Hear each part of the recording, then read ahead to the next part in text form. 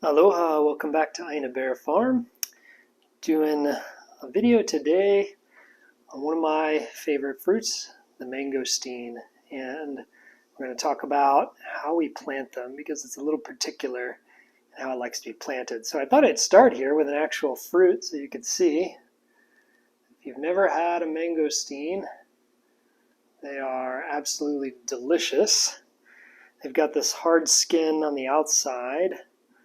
You know they're ripe when they're heavy and a dark color.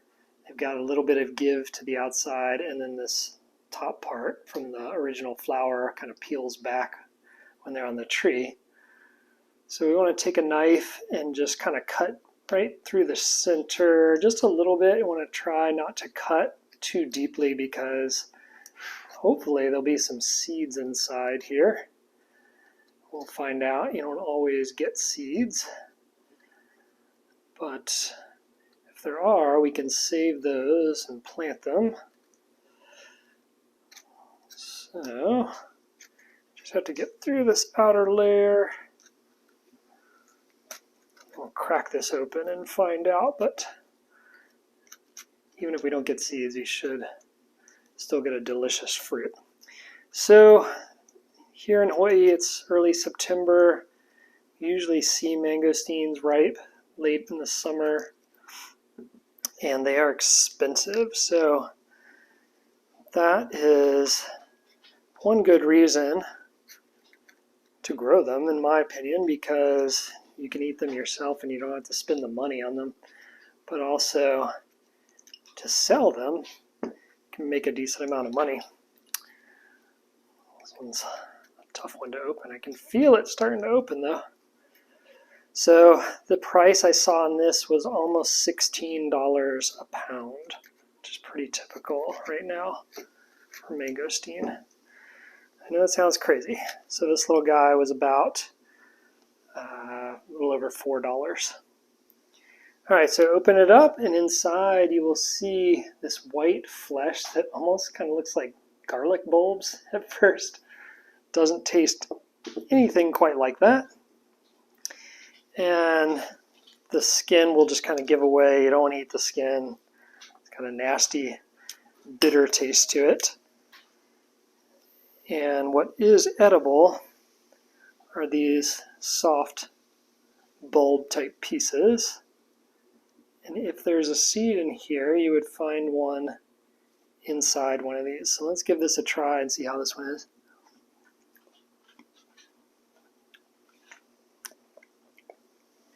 Pretty good. Very sweet. It's a hard flavor to describe. Definitely kind of floral. It's like peach.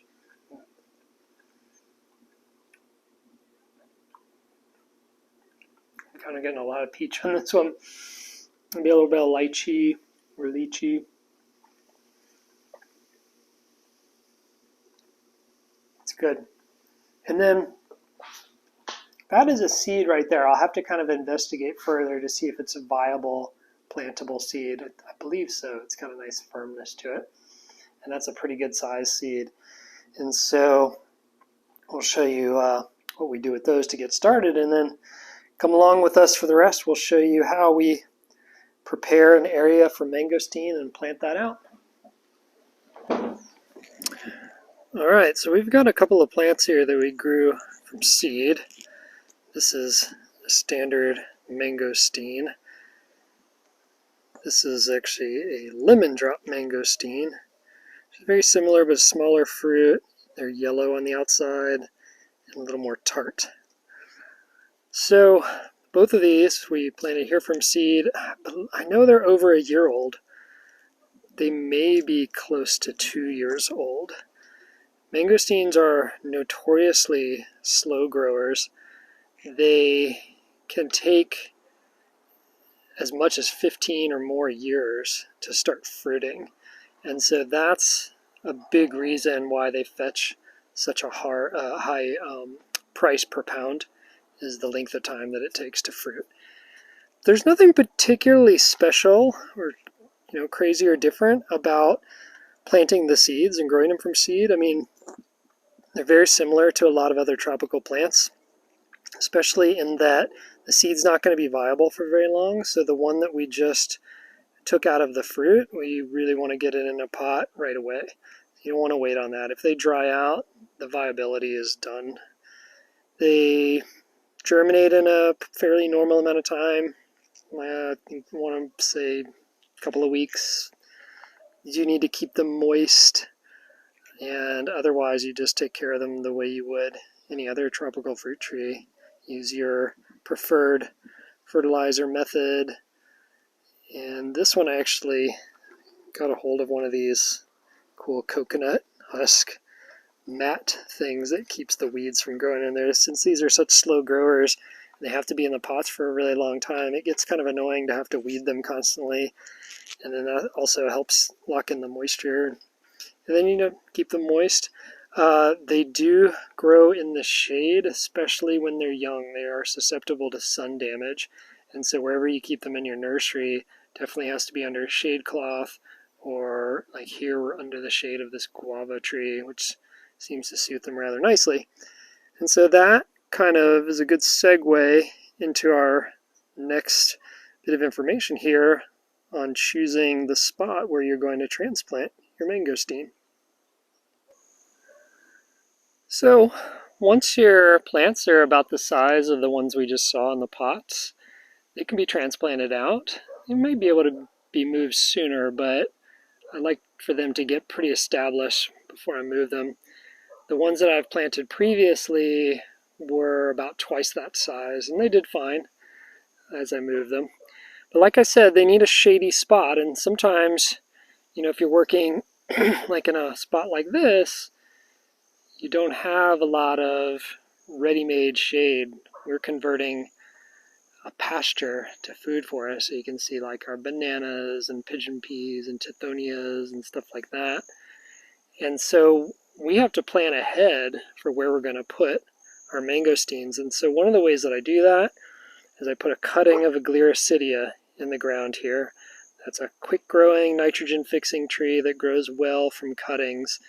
And I put it on the southwestern side of where the mangosteen is going to be. So the mangosteen will be here, and that way this initially will create growth that will block the hottest sun of the afternoon. And then as it grows out this way, it will start to block, well actually before I plant it, I'll wait for it to grow out, and we'll have it be blocking the midday sun as well.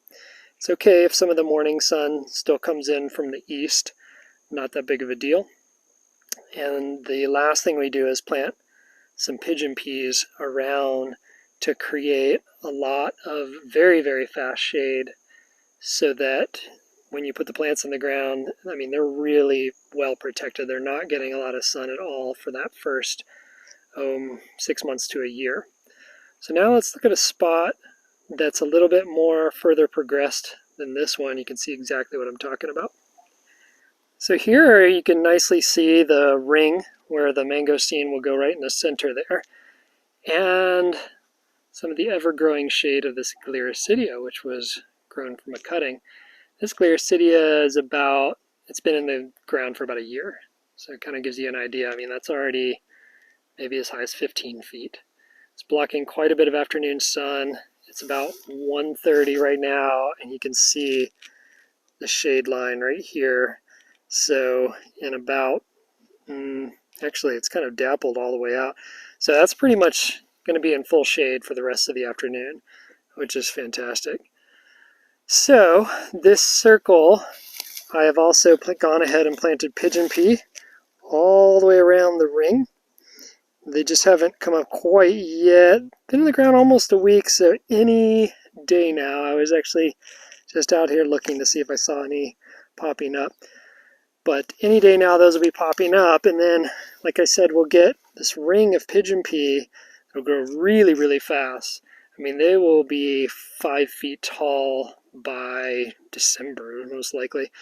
And once they're there, we can go ahead and just plop that mangosteen right in the middle. We'll be doing that during kind of the lowest extreme sun angle of the year, probably in December. It's also the beginning of our wet season here, and so it's just a perfect time to get a mangosteen in the ground. But like I said, we had to plan ahead for this and really kind of get ready, because we don't have the luxury of just having these full canopy trees here, and we can just nestle a mangosteen right up next to it. We've got to create our own shade. And you have to be aware of how it's going to shift over time, because those pigeon peas are not permanent. So the idea is that eventually this Gliricidia will really branch out and create as much shade as we want. And then there's also a noni plant here, which is very tiny, but that'll fill in as well. And we can leave that or take it out, just kind of depending. And then long term, the mangosteen will emerge and outgrow the Gliricidia, and it really won't need the shade as much anymore. But also trying to understand it in the context of everything else that's nearby. This is a soursop, which will get quite large. Further to the south, we've got, this is a lot of pigeon pea, and then hiding in there is a macnut tree that'll get fairly large. So when the sun angle's lower in the winter, it could cut off a lot of sun from there eventually. I keep going. Got this sad looking ice cream bean. The rose beetles have really gone to town on that. There's a mango here. I keep going. This is a mame sapote with the tithonia there. So we're kind of surrounded, support trees, that's an acacia, surrounded as well with longer term shade creating trees that will nestle this mangosteen in. So let's check out a more mature version of this. It's kind of the last stop on the video, and we'll show you sort of like what we're trying to accomplish here. Alright, so this is a more mature mangosteen guild here. So we're kind of deep in the shade at this point, and you can see a much more mature plant. This tree is anywhere from 5 to 7 years old, is my guess, because it was already had to have been at least 2 or 3 years old when I put it in the ground, and that was almost 3 years ago. It is under this extremely large Gliricidia. If I kind of keep going out, you can see all the coverage that we're getting from this, and I just cut this back too, just to give you an idea. That's actually what a lot of this debris is down here. So we're in the chop and drop stage of the Gliricidia now as well. So we're not only providing shade, but we're feeding the mangosteen, and it's really getting close to where it's going to be desiring more sun. And so we're keeping this area up here a little more clear, giving it plenty of room to grow up. And just as it grows, we'll just continue cutting. You also have to make sure that the Gliricidia, if it's growing up above, that it's not going to get so heavy that it'll fall on the mangosteen in the wind, because these grow so fast they can be a little flimsy. So you can actually see a cut I made right there to deal with that. When you wait and wait and wait on these plants, you don't want something to just come in and crush them. So I'm just going to back out a little bit, and you'll see this entire guild. There's some other nice plants in there, some native fern, other native plants. To the northeast, there's another big Gliricidia. There's a cacao under the shade of that one. We've got this Malabar chestnut also nearby. There's ice cream bean back there. There's pigeon pea. So all kinds of other things in the area that eventually will lead to more of a forest atmosphere as this mangosteen matures, and we look forward to one day producing fruit and not having to pay God knows how much at that point. It could be over $20 a pound. So we hope you've enjoyed this. I definitely think that it's worth the wait. These trees, it's one of those ones that you want to kind of follow the proverb of the best time was to plant it 20 years ago, but the second best is today. So get out there and get a hold of one. These seedlings that are a few years old tend to be pretty expensive, sometimes around $100. But obviously, just get a hold of a seed yourself if you're super patient. Wait a couple more years for fruit. And you can do what we do and do a little bit of both. So hopefully we'll get some of the fruit a little bit faster, but we'll continue to get fruit from the seeds that we saved, way in the future as well. Thanks for joining us again here at Ina Bear Farm. We'll see you back here soon. Aloha.